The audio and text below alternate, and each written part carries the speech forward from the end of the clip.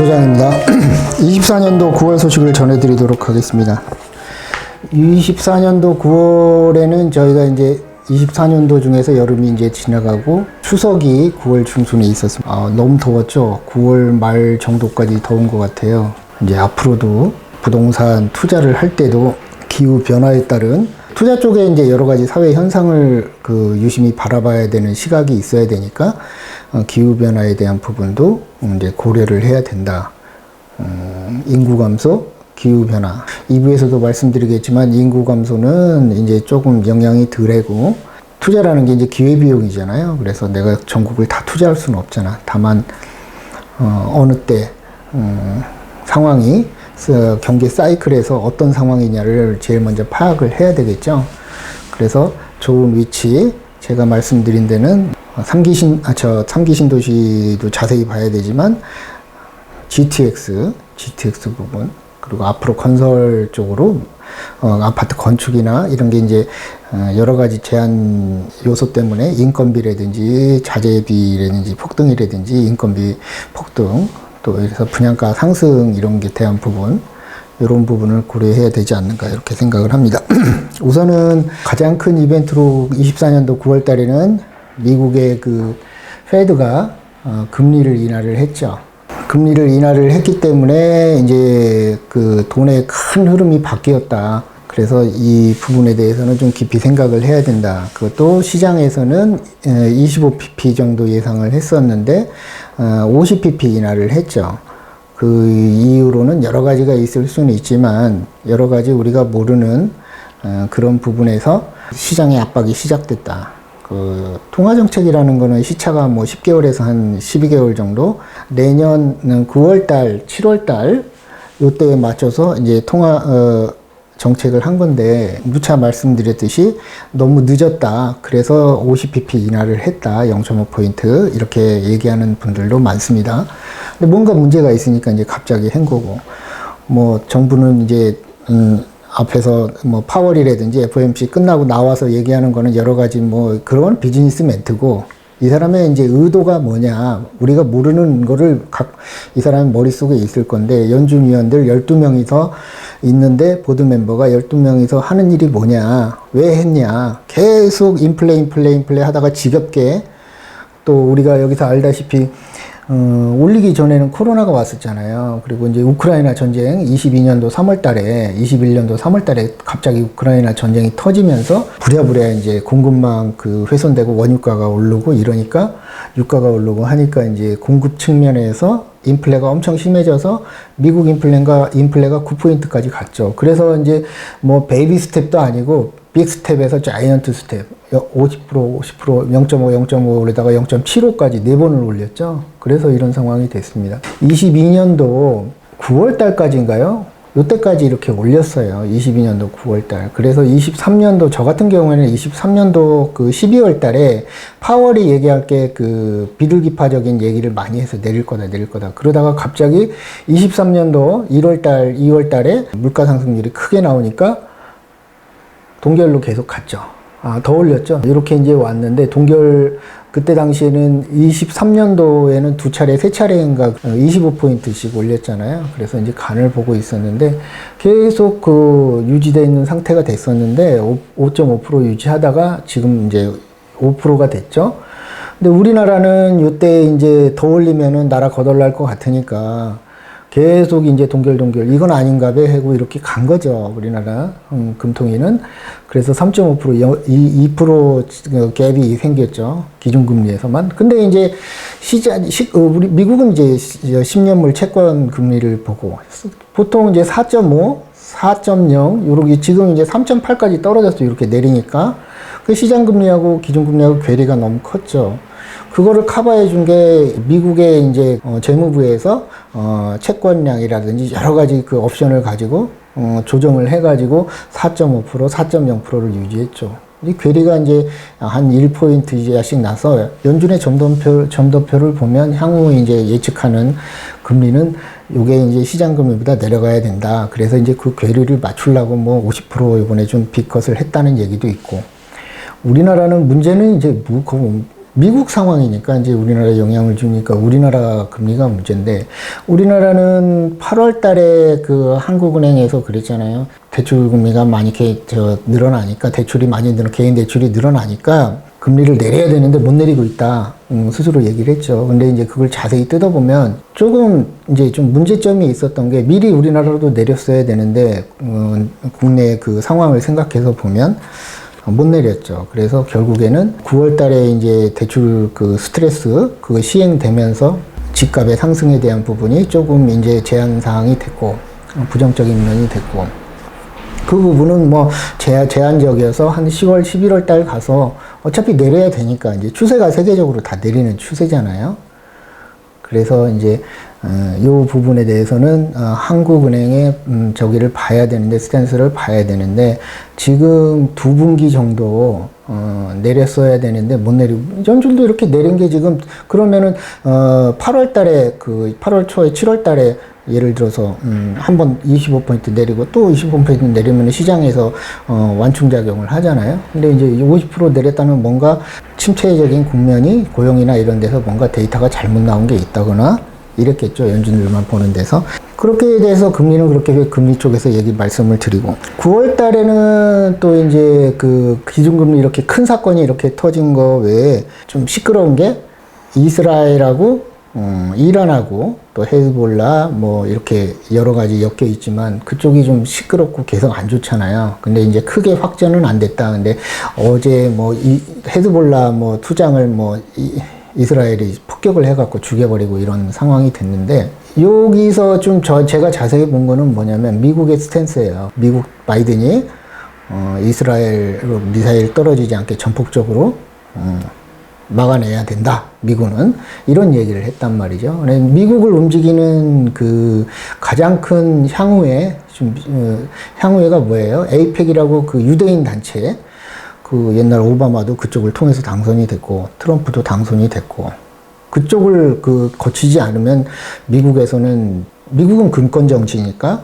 당선되기가 힘들죠. 거의 미국의 돈을 유대인들이 다 뭐 영화계 쪽이라든지 IT 업계 쪽 이런 다 미국이 그 돈을 움직이니까 사회를 움직이고 전 세계를 움직인다, 이렇게 봐야죠.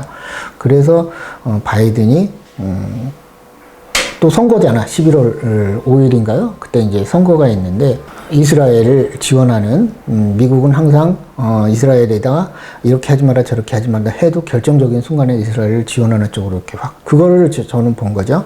유대인에 대한 역사를 이렇게 공부를 하다 보면 유대인들은 계속 쫓겨다니죠. 근데 이게 이제 그 문제가 있으니까 쫓겨다니는 거죠. 쫓겨나는 거죠. 그 히틀러한테도 그 2차 세계대전 때도 그렇게 홀로코스트 이런 데 보면은 그런 게 있는데, 사실은 유대인보다도 그 러시아인들이 더 많이 그 2차 세계대전 때 죽었죠. 근데 러시아는 세계에서는 잘 안 안아주죠. 러시아기 때문에, 우리 적대국이었기 때문에, 옛날에는, 지금은 아니지만.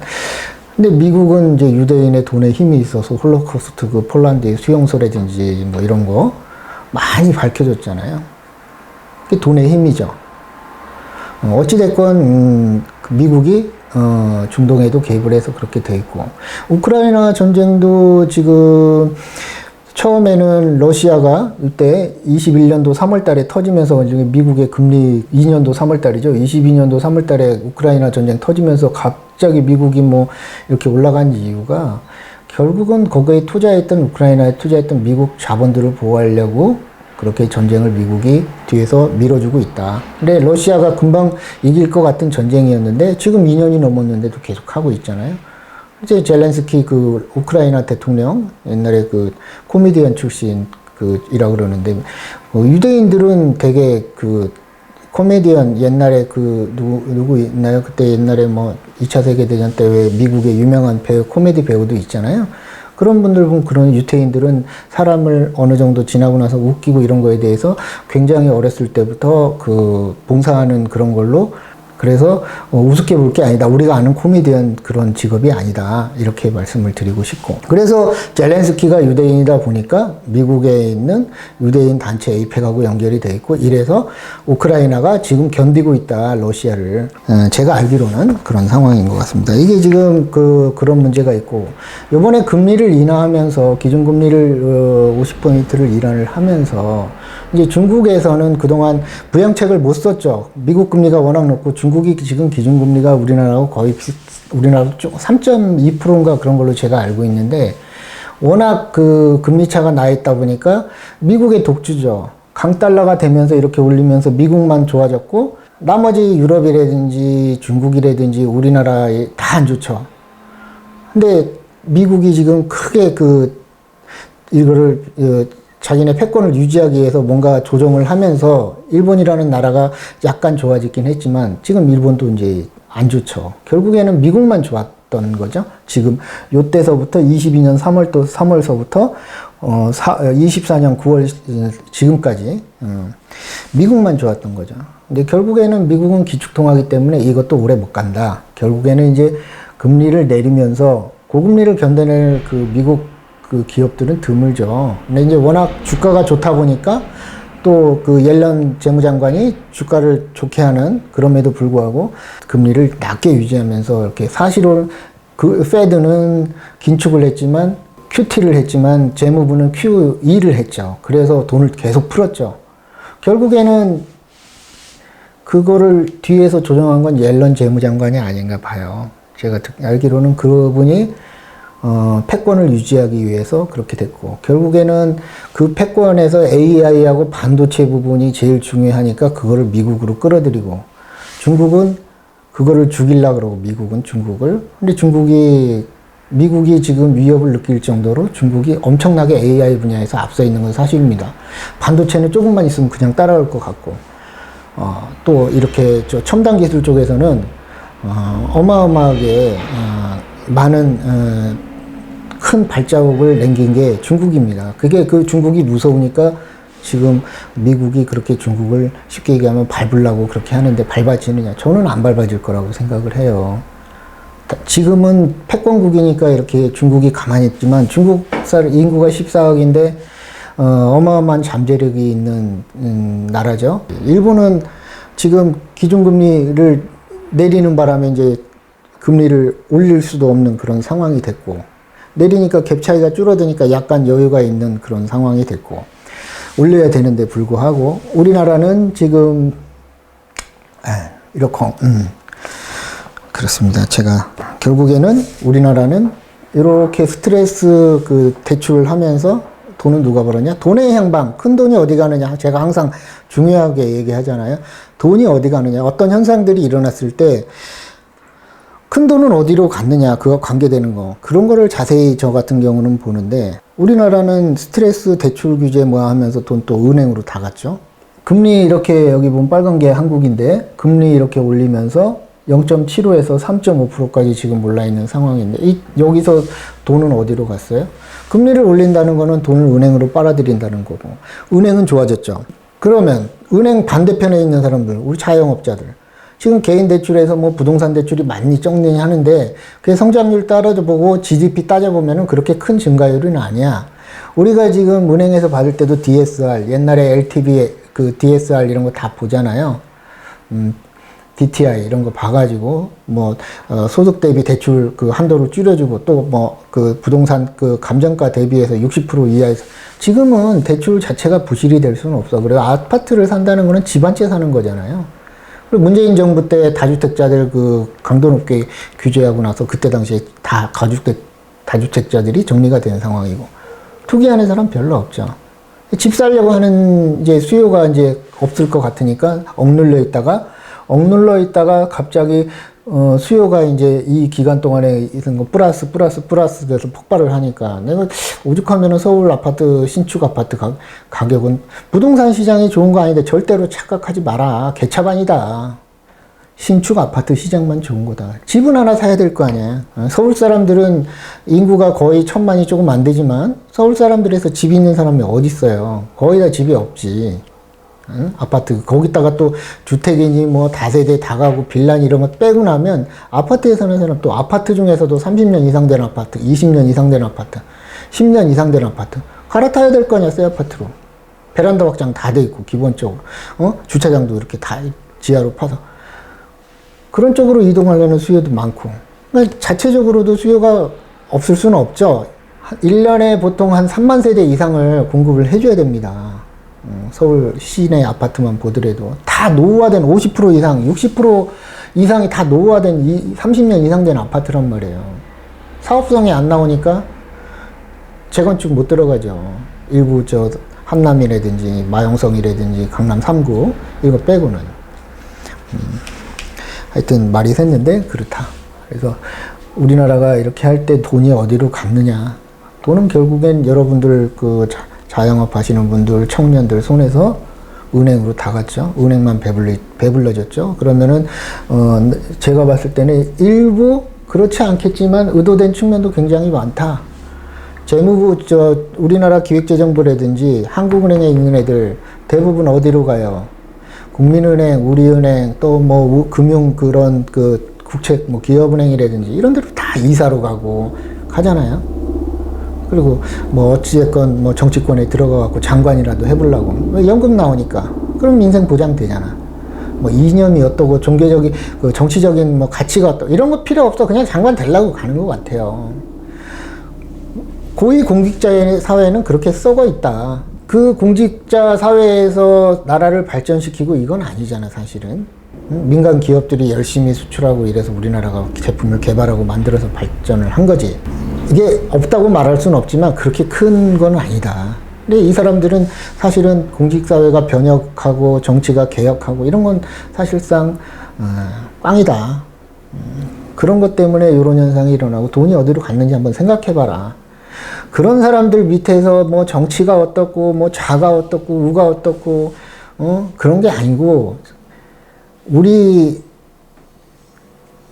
국민들이 정치를 잘하는 사람인지 못하는 사람인지 얘기를 해야 되고 비판을 해야 되고 왜 정권이라는 거는 무조건 탄생을 하면은 시간이 지나면 지날수록 부패하게 돼 있어요. 권력이라는 거는. 그래서 그 권력들을 견제하고 해야 됩니다. 뭐 언론도 견제를 해야 되고 국회에서도 견제를 해야 되고 이런데 그러냐? 우리나라는 그렇지 못하다. 못 먹고 못 살았으니까. 먹고 사는 문제가 가장 시급했던 거죠. 그때 당시에. 뭐, 총뿌리로 누구를 죽이고 이런 거에 신경 못 쓰고, 그냥 그런 것도 신경 안 쓰고, 나는 먹고 살고, 가족만 먹고 살면 되는 그런, 우리가 한 60년 동안 그런 세상이었잖아요. 그렇게 해서 그나마 좀 먹고 산다, 지금은. 근데, 먹고는 사는데 돌아서 보니까 정치적으로든지 또 뭐 관료사회도 완전히 썩어 있고, 다 썩어 있잖아요. 세금은 누가 내요? 국민들이 내는 건데. 그 주변을 한번 돌아봐요. 고위 공무원 했던 사람들 얼마나 잘 사는지. 여러 가지 문제가 있다. 부동산 소식 전해드리도록 하겠습니다. 24년도 9월 달에는 대출 부분에서는 이제 우리가 대출 갈아타기, 옛날에 신용대출 작년도 그러고 작년 12월 달인가 9월 11월 달서부터는 뭐가 됐어요? 아파트 대출 갈아타기 돼서 제가 그때 당시에 그 인터넷 뱅킹 하는 토스뱅크나 카카오뱅크의 그 대출 조건이 좋다. 시중은행보다 금리도 싸다 이랬는데 지금 뭐 9월 스트레스 그거 DSR 적용해가지고 뭐 대출 그 한도가 낮아지고 뭐 이런데 사실상 뭐 서울에는 대출 받아서 사는 사람 별로 없죠. 우리가 12억까지 대출 내나요? 네. 별로 없습니다. 서울 부동산 아파트 저기는 옛날에 했던 거 뭐 고민해가지고 뭐 만들고 이런 게 아니라 그냥 문재인 정부 때 했던 거 그대로 그냥 다시 하는 것 같아요. 고민한 거 하나도 없어요. 일시적인 거다. 이번에는 이제 그 오피스텔하고 빌라 갈아타기 대출 쪽에서 9월 30일서부터 시행이 된다고 합니다. 그리고 신생아 대출 때문에 이제 대출 그 아파트 수요가 많이 일어나고 이런 것도 있죠. 우리 수도권에는 이제 서울 쪽은 좀 다르지만 10월 달에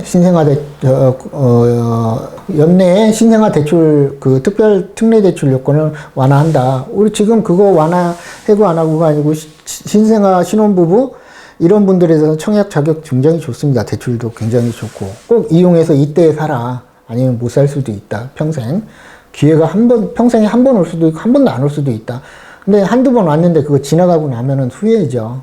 그러니까 이런 부분에서 이 방송은 제 방송은 이렇게 젊으신 분들이 이렇게 보거나 그런 건 아닌 것 같아요. 근데 하여튼 집 한 채 사는 것 때문에 이게 비싸니 싸니 역전들이 그런 얘기 많이 해요. 그런 거 믿지 말고 빨리 사, 빨리. 벌써 이제 금리 내려가잖아. 샀어야 되는데 못 샀잖아. 앞으로 이제 계속 금리가 내려가고 저금리로 유지가 된다고 하면 계속 부동산 올라가는 거잖아요. 부동산 계속 올라가는 거야, 이제, 앞으로는. 부동산 시장 좋았어요? 안 좋았잖아. 아파트만 좋았잖아. 그러니까 부동산 올라간다고요, 이제. 환경이 그렇게 됐다. 그래서 저번 달에 제가 그랬잖아요. 연기금이라든지 큰, 자산운용사라든지 부동산 쪽에, 주식 쪽에서 빼가지고 부동산 쪽에도 온다. 주식도 안 좋잖아, 우리나라. 그래서 부동산 쪽에서 안 왔던 게 부동산 쪽으로 큰 돈들이 들어오고 있다. 그리고 신혼부부, 신생아, 얼마나 결혼 안 하면, 얼마나 지금 인구가 증가가 안 되면 그러겠어요. 그래. 인구 증가도 엄청나게 큰 문제다. 그리고, 그런 게 있고. 세금에 대해서는 이제, 우리 세금 들거치는 거는 어제 오늘 일이 아니고, 한 3년 전, 이 정부 들어서부터 한 50조, 40조, 30조, 발표 통계만 그래요. 이거 조작했다 그러면 이보다 훨씬 더 많은 저기가 돼. 국세청에서는 보고할 때, 좀 줄이려고 하겠지. 어떻게 해서든지. 세금이 안 거치고 있다. 작년에 삼성 하고 하이닉스 반도체 우리나라에서 엄청나게 법인세 많이 내는 두 기업이 마이너스였잖아요. 그건 이제 올해 세금 내야 되는데 올해 세금 안 들어왔죠. 내년에 들어올 거예요. 올해 얼마나 이익을 냈는지 모르지만 이익이 나야지 이제 법인세를 내는 거니까. 이제 추석 이후에 달라지는 거는 이제 그거. 그리고 이제 상생 임대인 저번 달에 말씀드렸어요. 전세 갱신해주고 5%를 지켜주면 양도세 과세 특례 영전된다. 그리고 세금에서 이제 혼인해갖고 신랑 신부가 한 채씩 갖고 있어. 혼인했어. 옛날에 5년간 저기로 알고 있는데 제가 배울 때는 지금 10년으로 늘어난 걸로 알고 있습니다. 하나를 처분해야 돼. 일시적인 2주택 이런 게. 그리고 이제 11월 달서부터는 비아파트, 소형주택, 빌라나 다세대 이런 거 양도세 중과 주택수에서 제외한다. 그 다음에는 이제 계속 이제 아파트 가격이 이제 24년도 들어서면서부터 좀 오르는 추세였다가 지금 이제 대출을 쪼이니까 조금 그게 한데 일시적으로 한 12월이 지나면 제가 봤을 때는 보통 이제 그게 한 2, 3개월 정도 그동안에 계약서를 썼던 사람들 자세한 거는 제가 이제 요즘에는 아파트 매매라는 거든지 이런 거를 잘 안 하니까 옛날 기준으로 보면 거래해도 잔금까지 1개월이 되고 2개월이 될 수가 있잖아요. 신고는 먼저 해야 되니 대출이 8월달 31일까지 들어갔던 사람들에 한해서는 소급 적용을 해서 옛날 기준으로 해주고 이런 게 있을 거예요. 한 11월 달 정도 가야 이게 이제 통계에도 잡히고 데이터에 잡히는 그런 현상들이 일어날 것 같다. 그래서 또 이제 예를 들어서 그 기간에 뭐가 있습니까? 기준금리 이제 내려야죠. 한국은행도. 이제 언제까지 개인 대출이 늘어났다고 거기에 보면은 아파트 담보대출보다는 사실 우리나라 개인 대출에서는 자영업자 다 주겠잖아요, 정부가. 안 살려주고. 그 사람들 대출로 지금까지 견딘 거 아니에요. 집 다 팔고.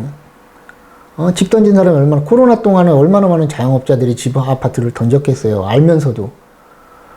장사가 지금 되느니 마느니 하는데 대부분 안 돼가지고 이제 이것도 빚으로 이렇게 굴러 들어가다 보니까 빚의 굴레에서 헤어나올 수가 없죠. 그런 사람들 지금 나라에서 어떻게 좀 해야 될 것 같은데 좀 안타까워요. 이 정부는 그런 거에 신경 안 써. 그냥 어깨에 힘주고 왜 해외 나가가지고 장관이 가서 해야 될 일도 그냥 정부에서 나가가지고 그렇게 해외로 다니고 국민 세금에 대해서 조금 이렇게 잘 써야 된다는 그런 의식이 없는 것 같아요. 제가 보기에는. 그냥 세금은 그냥 가져가는 놈이 임자다.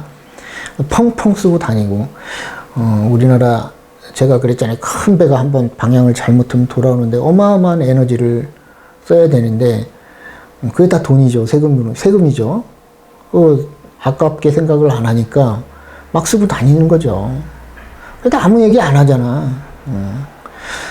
그래도 제가 보기에는 정치라는 거는 어느 정도 그 국민의 의사를 따라야 되는 게 정치고 선출직이니까 이왕이면은 그래도 그 경제 활동을 하는 20대서부터 60대 중반 정도 되시는 경제 활동을 하시는 분들의 의사가 많이 반영돼야죠. 은퇴하시는 분들이 뭐가 권력에 대한 그 저기가 있어가지고 일당 받아가지고 그 광화문에 나와갖고 시위를 하고 그냥 그러는지 그런 사람들 보면은 경멸합니다. 맡기세요, 젊으신 분들한테. 요즘에 젊으신 분들 소통을 얼마나 잘하는데, 조금 그런 거, 돈 같은 거 먹으려고 나이 먹어가지고도 추후에 그냥 비판하는 것도 아니고 정권의 앞자기가 돼가지고 권력은 내가 썩는다 그랬잖아, 항상. 무조건 썩는 게 권력이에요. 좌가 됐든 우가 됐든. 견제해야 된다고, 시끄럽게. 왜 나이 먹어갖고 그러고 살아? 나라의 정책이 세금을 주로 많이 내는 경제 활동을 하는 사람들 위주로 돌아가야지 건강한 정치고 건강한 나라가 되죠. 그렇지 않으면 나라가 거꾸로 지금 배가 산으로 가고 있는 꼴이잖아. 배가 산으로 갑니다 했는데도 씨발로 막 밀으라면 밀어. 배가 산으로 가든지 말든지 네가 무슨 상관이야. 내가 해먹기만 하면 되지. 나이 먹은 사람들 사고방식이 그런 게 많죠. 응? 왜? 내가 처음에도 얘기했잖아. 밥도 못 먹던 시절에서 세상을 살던 사람들이에요. 잘못돼 가고 있다. 비판해야 됩니다. 잘못된 거에 대해서 말을 해야 되는 거죠. 가만히 침묵하면 똑같은 놈 되는 거예요. 법적으로도. 우선은 24년도 들어서 전국의 아파트 매매가 이제 많이 이제 거래 건수로 보면 많이 됐고, 결국에는 건수로 많이 됐지만 우리는 지금 세대당 1주택, 2주택, 일시적인 2주택밖에 안 되죠. 그러니까 실질적으로 하려면 C등급 아파트 정도 가격 정도 되는 데서 살고 있는 사람이면 주위에서도 그 옆으로 좋은 데로 가려고 하는 수요가 있어야 되죠. 그렇게 해야 됩니다. 응? 그래서 팔고 열심히 벌어서 아니면 대출을 끼고라도 레버리지를 갖고 좋은 데로 가야 돼요. 그러려고 하는 사람들이 많죠. 그게 이제 여러 가지 그 상황을 봐도 그렇지 않은 사람들도 많지만 젊을수록 그렇게 해야 됩니다. 좋은 환경으로 가서 자녀분들도 키우세요. 저도 경험을 했으니까 말씀드리는 거고, 거래 건수도 많이 늘었고, 요때 아까 그 23년도, 22년도, 23년도 완전히 꽝이었잖아요. 시장 자체가 이제 서서히 이제 엊그저께 그 기준금리 이제 우리가 한 10월 달, 뭐 11월 달에 한은에서도 뭐 25p라도 인하를 하겠지만, 그때 기준으로 해서는 이제 자산 쪽, 주식, 부동산 이쪽으로 은행에 있던 돈들이 다 쏟아져 나올 겁니다. 은행에서도 기금, 그 MMF라 그래갖고 일시 자금들이 묶여 있는 것들이 많아지고 있어요. 은행에서도 이런 게 이제 많이 나올 겁니다. 어쩔 수 없어요. 은행 이자가 낮아지면. 3기 신도시 11월 달에 그 계양 테크노밸리 분양하기로 했던 것 같은데, 계속 공급이 늦어지고 있어요. 사업이 지연되고 있는 겁니다. 왜? 이유가 있어요. LH에서 많이 먹으니까 민간기업이 분양가 상한제잖아요. 민간기업이 가져갈 게 없는 거예요. 그러니까 차라리 안 하고 마는 거예요. 분양가 올랐죠. 자재비 올랐죠. 인건비 올랐죠. 이거 반영을 해줘야 되는데, 3기 신도시뿐만이 아니고 제가 저번 달에도 말씀드렸죠. SOC 사업들, 뭐 도로, 항만이라든지 철도, 이런 거, 공항. 짓는 중간에 지금 이런 상황이 돼버리니까 돈을 줘야지 기업에서는 할 거 아니에요. 응? 돈 더 달라. 많이 올랐으니까. 근데 계약은 했잖아. 그러니까 이제 문제가 되는 거예요. 이런 것 같은 멈추는 것 사업장들이 많아졌다. 결정적입니다. 공급 없어요, 앞으로. 공급이 있다고 생각하지 마세요. 정부는 그냥 공무원들이다 보니까 의식 없이 그냥 얘기하는 거예요, 나와갖고. 참고만 하세요, 참고만. 정치하는 립서비스, 하는 애들 립서비스. 뭔가 또 이쪽에서 사고 친 거, 확대될까봐 이런 거 하나 터트려갖고 무마시키고, 옛날에 그런 거 많았었잖아요. 선거철만 되면 북한 그런 거, 이용해갖고 정보사가 아니고 어디야, 안전기획부, 옛날에 안전기획부, 안기부에서 그런 거 조작은 많이 했죠. 뭔가를, 이거 뭔가 뻥 터지고 연예인 사건, 뭐 대마초 사건도 다 그런 거, 민심이 어떨 것 같으면은 딱 그럼 뭐 나이 먹은 사람들 또 그런 거 해갖고 뭐 나라가 제대로 가야 돼. 다 제대로 가고 있어요. 걱정 안 해도. 그럴 거에 속는 당신이 문제인 거지, 응? 다 제대로 가고 있습니다, 지금은. 정치하는 놈들이고 권력 잡은 놈들, 이런 정부가 문제인 거지, 민간 기업들은 다 제대로 가고 있어요. 경제활동 하는 사람들 대부분이.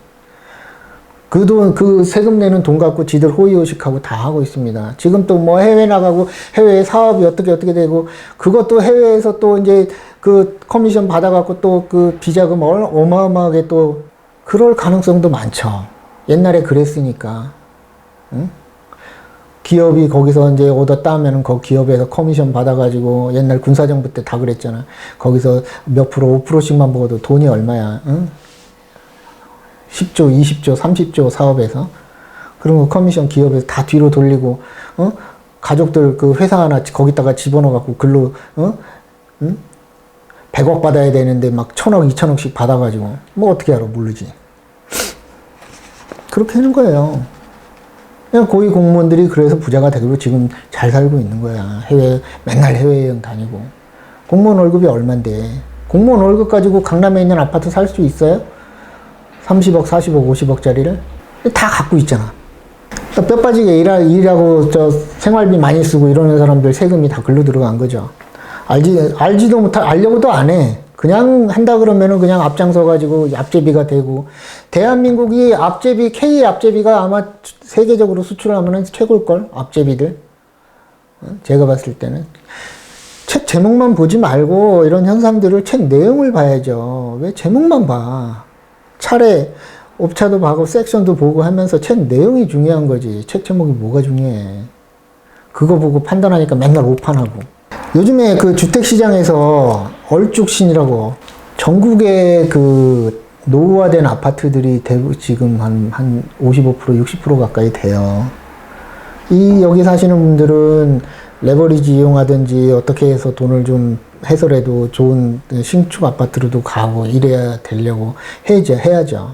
머무르는 건 안 돼. 빨리 변화를 시켜가지고. 근데 이제 하려다 보면 그거 잘 안 되죠. 요즘에는 아예 젊은 사람들은 신축 아파트만 노리잖아요. 신도시에. 조건도 많이 좋아지고 있으니까. 그런 아파트들이 많이 오르지, 내가 계속 못 오르고 그냥 살고 있는 아파트 안 오른다. 앞으로는. 떨어진다. 더 떨어진다. 지금보다도. 빨리 탈출해라. 근데 한 채잖아, 한 채. 투자하는 사람들은 한 채 이상, 두 채, 세 채를 갖고 있는 사람들이니까 이 사람들 면밀하게 보죠. 한 채 갖고 한 채 사는데도 뭐 정부의 대출 금리가 어떻고, 뭐 시장 환경이 어떻고 얘기하면, 그러고 언제 집 한 채 사요? 그래, 집 한 채는 있어야 될 거 아니야. 가족을 이루고 살고, 내가, 그래도 연금으로 집 한 채는 갖고 있고, 주택연금도 나오니까. 그렇습니다. 다음 소식은, 빌라 소유자도 청약할 때 무주택자로 인정을 해준답니다. 이제 수도권 서울에서 5억 이하 88 공급 대책에서 이제 11월부터 수도권에 이제 85제곱미터 이하 좀 이제 확대가 된 거죠, 대상을. 이거는 요런 게 나오면 빌라 사고 있는 게 전부 다 무주택으로 인정돼. 이렇게 생각하시면 안 되고, 청약할 때만. 산 사람은 취득세 내야죠. 보유세 내야죠. 주택수로 인정됩니다. 취득할 때도 2개 갖고 있거나 3개 갖고 있으면. 아파트 갖고 있는 거고. 근데 이제 이 아파트를 청약을 할 때 무주택자로 청약할 때만 인정을 한다는 거지. 양도세 낼 때 2개 있는 사람이 그럼 빌라 갖고 있다고 양도세 감면해 주세요. 이거 아니고, 수도권 5억 이하고 85제곱미터 이하 11월 달서부터, 지방은 3억 이하 빌라 한 채만 그렇게 청약할 때, 저 같은 경우는 여기 화성에 지금 이게 전용이 한 10평 정도 되죠. 그러니까는 그 기준시가로도 뭐 1억 6천 이하니까 기준시가입니다. 이거 5억이. 서울은 이제 빌라도 여기 해당되는 데가 많죠. 청약을 할 때 무주택자로 인정을 해서, 아마 제가 알기로는 LH나 SH공사에서 하는 이런 우리 안단테처럼 그런 거는 안 되고, 호반이나 뭐 우미린이나 저기 그 금호 이런 거 청약할 때는 무주택자로 인정이 된다. 민간 아파트 시행사 하는 거는 사업들은. 다음은 세금 소식을 말씀드리겠습니다. 아까도 뭐 말씀을 드렸지만 세금 결손 덜 거치는 세금이 우리나라 1년 예산이 한 650조 되죠. 그걸 이제 11월 달 가면 또 시끄럽죠. 그 예산안 이제 확정을 지어야 되니까. 그럼 예산안은 국회에서 이제 확정을 지어주는 거고. 행정부 간 청와대 가고 국회하고 좋은 사이는 아니죠. 바람직한 현상이죠. 좋은 사이가 아닌 거는. 견제를 해야 되니까. 근데 이제 사법적, 입법적은 그렇게 안 좋은데 사법적은 뭐 거의 그 사람이 거기 출신이니까 이게 세금 결손 문제가 심각해지죠. 이게 아까도 얘기했지만 SOC라든지 이런 거 돈이 들어와야 되는데 깎이겠죠. 안 들어오고. 근데 정치하는 애들은 또 포퓰리즘이라는 게 있어서 복지비라든지 이런 거는 늘리려고 그러고. 당분간 선거가 없으니까 다행이에요. 작년에 복지비 많이 늘어났을 거예요. 안 봐도 뻔해. 4월 10날 총선이 있었으니까. 올해는 이제 그거에 대한 신경 안 쓰겠죠. 선거도 없는데 뭐. 국민이 어렵든 말든 뭔 상관이야. 지가 호의호식만 하면 되지. 대출 때문에 그 주택을 레버리지로 이용해서 살려고 하는데 대출 문제가 걸린다든지 하면 이제 소득이 안 되거나 뭐 이러면은 뭐 대출을 아무리 풀어줘도 안 되지만 지금 그래서 신도시 쪽으로 젊은이들이 많이 온다. 향후에도 그 신도시 쪽이 상승 여력이 좀 많다.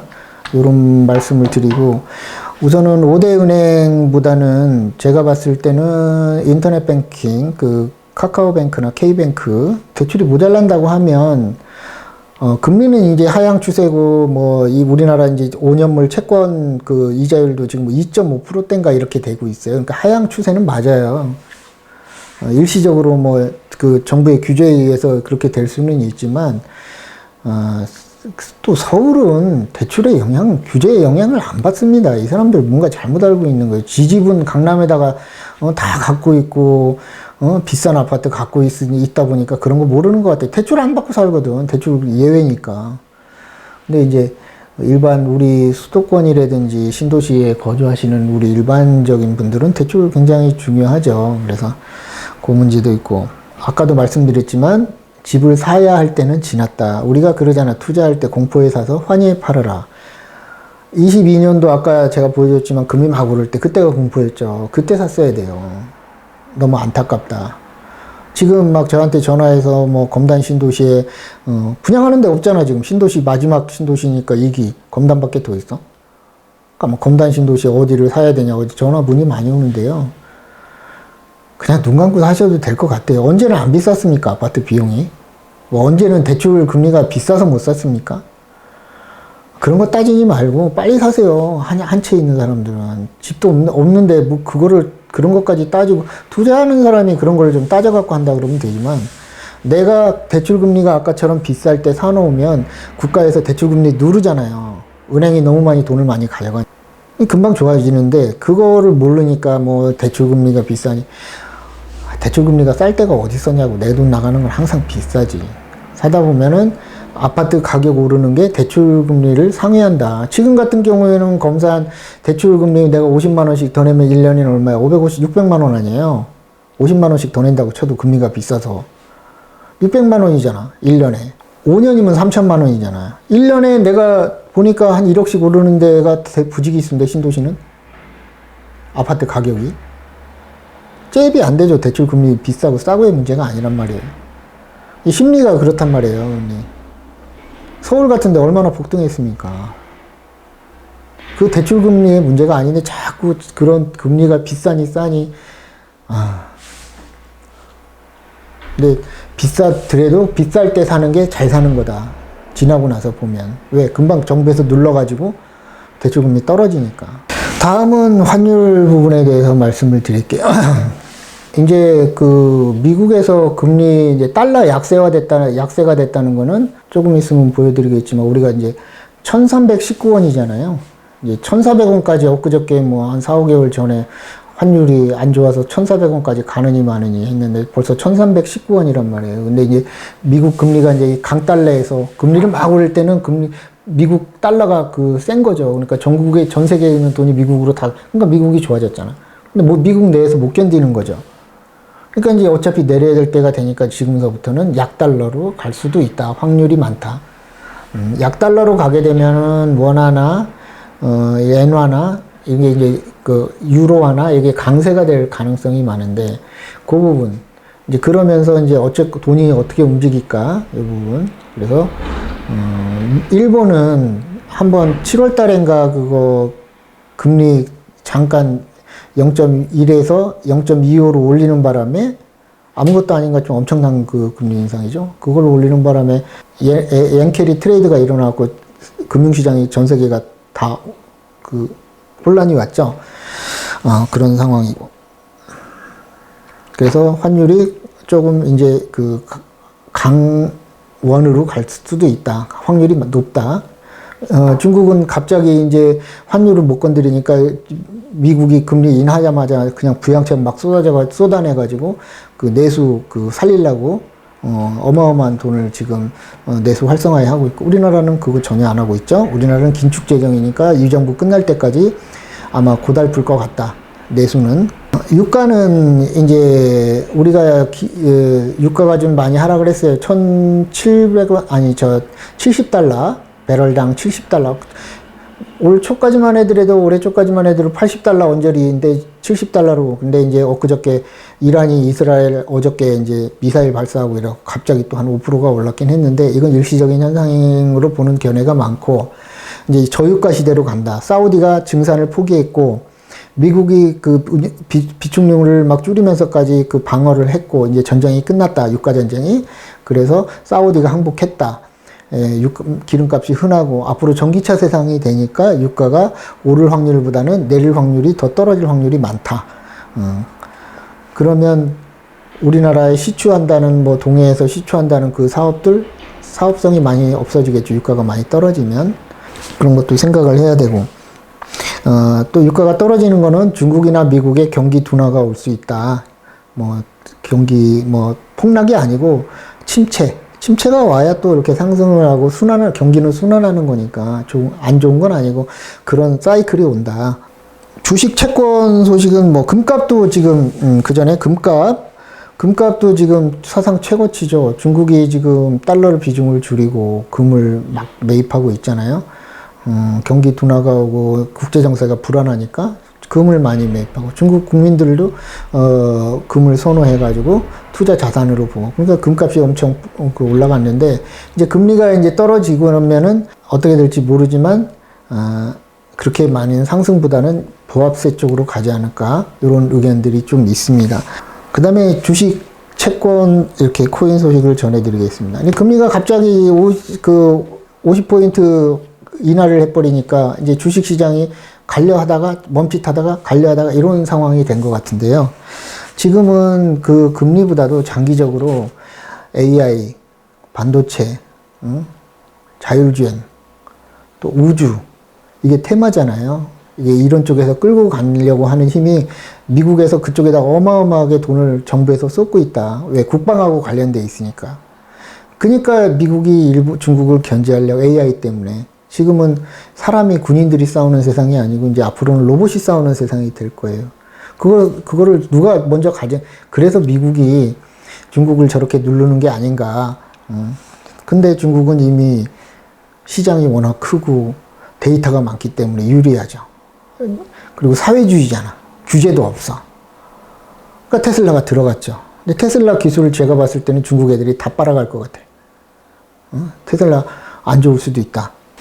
지금은 은행이라든지 기업이라든지 이런 거보다 금융 쪽에 실물보다 금융 쪽에 포지션이 워낙 선호배가 크기 때문에 금융업이 많이 발달돼야 된다. 미국 최고죠. 그 다음에 어딥니까?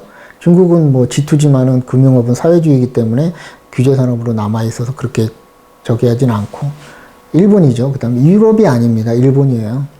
일본이 제조나 이런 거는 30년 동안 불황이고 망가졌지만, 미국의 사모펀드라든지 대형은행을 일본계가 소유하고 있는 은행들이 많아요.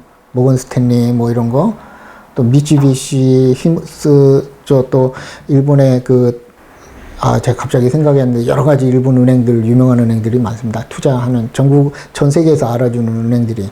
금융업이 많이 발달했어요, 일본이. 그래서 남바투다. 앞으로는 그런 쪽에서 포지션이 굉장히 커진다. 우리나라 금융, 그 5대 은행 뭐 이런 거 맨날 그 자금이나 횡령하고 내부에서 통제도 안 하고 개차반이죠.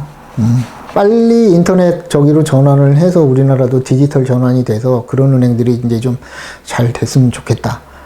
뼈를 좀 고통을 감수하고라도 뭔가 변하려면 고통이 오죠. 그 고통을 감내를 못하니까 변하지를 못하는 거고. 근데 그 고통을 감내하면 또 다른 세상이 와서 발전을 하게 되고 하는데 그거 두려워서 못하고 맨날 묻어두고 감추고. 부동산은 결국에는 이제 요 시점으로 금리, 우리나라 미국 금리가 50% 이하 됐고 굉장히 임팩트죠. 빅 임팩트죠. 우리나라가 기준금리를 인하한다. 그러면 이제 금리 인상 추세가 이제 반대로 됐다는 얘기인데, 이러면은 이제 그동안 물가 때문에 물가 다 올라. 제가 그런 얘기 한 거 있어요. 왜 배추값 오르고 물값이 오르는 거는 당연하게 받아들이는데 집값이 오른다는 거는 안 좋게 왜? 집이 없는 사람이 많으니까 그런 거예요. 상대적인 박탈감이 생기거든. 근데 이렇게 폭등을 하게 하면 안 되지.